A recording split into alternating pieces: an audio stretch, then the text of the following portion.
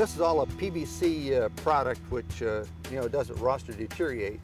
The big advantage of it is it has a lot more surface area than what a slotted PVC pipe has, so the entrance velocity of the water coming to the filter is a lot slower, so it pulls less debris to the filter. The inside of the filter is got this pipe here with the slots in it, and the filter media passes in between these two in this anus area you see here. And this end has a plug in it, so you take another piece of pipe and screw in so it's tight against the plug. This end you see is a check valve that's been assembled to it. You know, one of the benefits of the 40G, 80G, we will sell that with our pre-packed filter media already in the filter, and we will sell it with the check valve connected to it. So all you have to do is add the short nipple on the one end and hook up your pump to it. You know, once you take it out of the box and place it in the TR2 filter cradle, and you're ready to go. This is an S80 filter cradle used to support the 80-gallon filter or bucket type size filters. Design is for the tray to either be moved at the bottom and put a cement block in for additional weight, or move the tray up and set the filter in on top of the tray. That'll keep it 8 inches off the bottom of the lake. What we're going to do is hook up the intake pipe for the sprinkler system to the 80-gallon filter.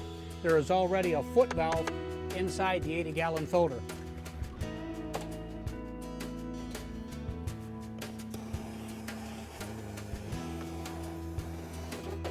Installing the intake pipe to the 80-gallon filter. Generally double clamp it out in the lake.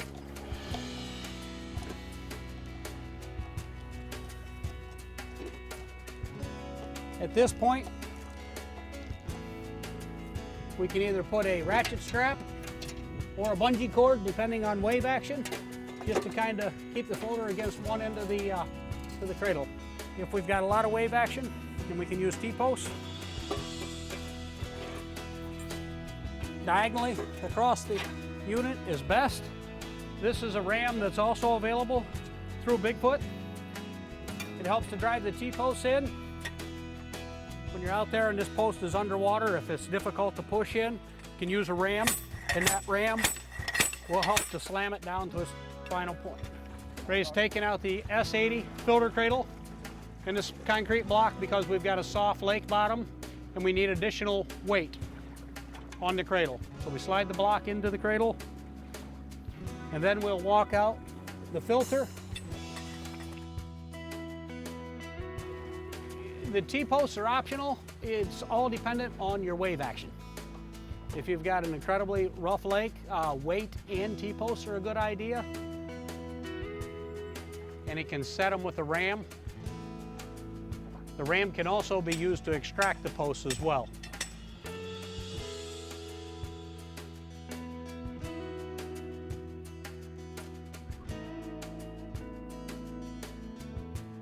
It's a TR2 filter cradle by Bigfoot. This TR2 cradle is made out of 14-gauge powder-coated steel. There's also a heavy-duty model and an aluminum model.